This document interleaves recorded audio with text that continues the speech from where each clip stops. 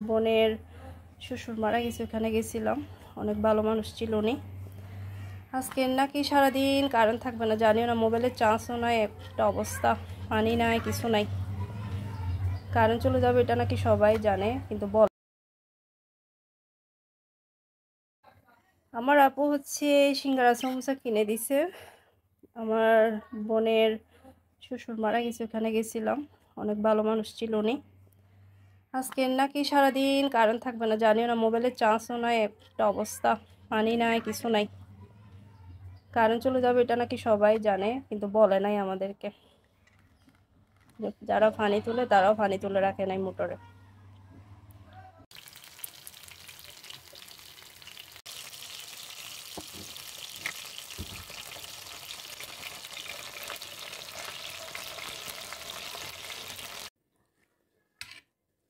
আসসালামু আলাইকুম রহমতুল্লাহ। সবাই কেমন আছেন?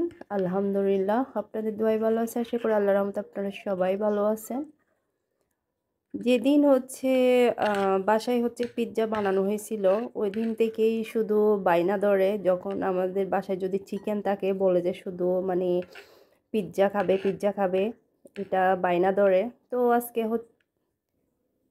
আজকে হচ্ছে ফাইনালি বাসায় হচ্ছে পিৎজা বানাচ্ছি। বানানোর পরেই হচ্ছে আপনাদেরকে দেখাবো কেমন হয়েছে। জানি না এখনো কেমন হয়।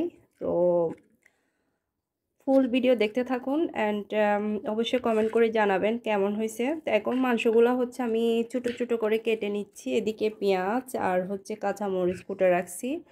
আর যে ডো বানার রাখছি এখনও ফুলে ওঠে নাই, সেজন্য দেখাতে পারতেছি না। তাহলে মাংসগুলো হচ্ছে আগে একটু ফ্রাই করে ফেলছিলাম। কালারটা একদম তান্দুরি চিকেনের মতন হয়েছে, মানে দোকানে যেগুলো বানানো হয় আর কি। নিজের প্রশংসা নিজেই করতেছি।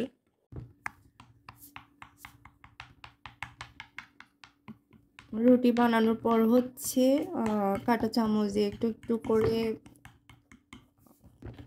ফোঁটা করে দিচ্ছি, যাতে সসগুলো যাতে ভিতরে ঢুকে। প্রথমবার বানাইছি, আলহামদুলিল্লাহ, অনেক প্রশংসা শুনছিলাম। এবারটা কেমন হয় জানি না, তো আপনাদের সাথে তো শেয়ার করব। এখন হচ্ছে আমি সসগুলা দিয়ে দিচ্ছি। এখানে হচ্ছে আমি টমেটো সসও অ্যাড করে দিছিলাম।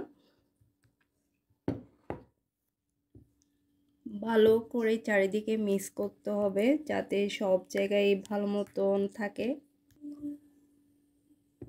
চারিদিকে হচ্ছে ভালো মতো আমি সসগুলা দিয়ে দিছি।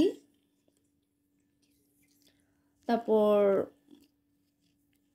সামান্যটুকু টমেটো সস ছিল, মিনি প্যাক ইউজ করতেছি আমি, ওগুলাও দিয়ে দিলাম। ইস্টটা হচ্ছে সচরাচর সবার বাসায় তো থাকে, টমেটো সস বলেন সবার বাসায় থাকে, অ্যান্ড হচ্ছে ময়দা তো সবার বাসায় থাকে। আর তারপর হচ্ছে চিকেন, এগুলো থাকলে সহজে আসলে পিৎজা বানানো যায়। আমরা বাইরের থেকে এত এত টাকা দিয়ে না কিনে বাসায় বানালে মনে হয় ভালো হয়, স্বাস্থ্যসম্মত খাবার খাওয়া যাবে। তারপর হচ্ছে আমি চিজ দিয়ে দিচ্ছি চারপাশে। এখন দিচ্ছি, আবার উপরে হচ্ছে দিতে হবে। এখানে হচ্ছে মাংস, তারপর কাঁচামরিচ আর পেঁয়াজ একসাথে ফ্রাই করে ফেলছিলাম আবার। এখন দিয়ে দিব সবগুলা। ক্যাপসিকাম থাকলে ভালো হইতো, বাট ক্যাপসিকাম নাই বাসায়। যত আইটেম দেওয়া যায় আসলে ততই মজা।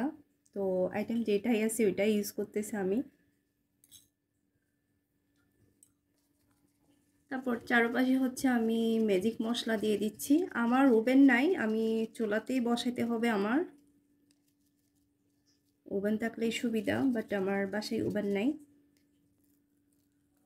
তারপর মাংস দেওয়ার পর উপরে হচ্ছে আমি আবার চিজ দিয়ে দিচ্ছি। হয়ে গেছে চারপাশে চিজ দেওয়া।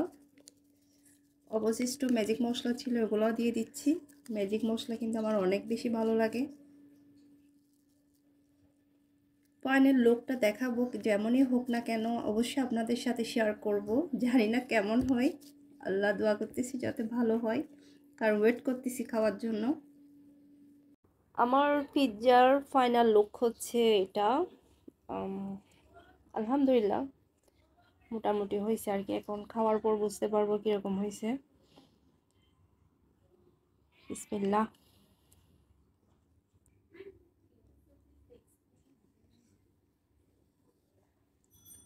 গরমের জন্য ধরা যাচ্ছে না। বিসমিল্লাহ। কেমন হয়েছে? মজা হয়েছে? আলহামদুলিল্লাহ অনেক মজা হয়েছে। আমার আব্বুর জন্য, আমার ভাইয়ের জন্য দোয়া করিয়েন আপনারা। এটা আমি বারবার বলতেছি, আমার আব্বু ভাইয়ের জন্য আপনারা সবাই দোয়া করবেন।